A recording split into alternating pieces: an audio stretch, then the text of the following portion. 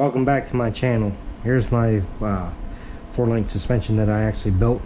I'm going to show you a quick overview on this.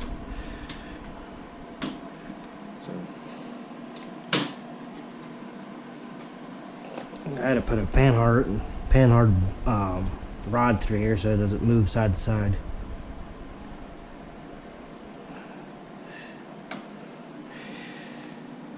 And this one's a little crooked.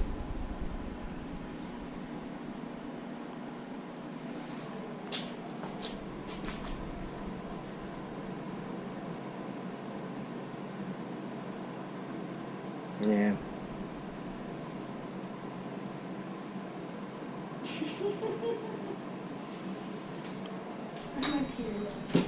I get it from my first baby daddy.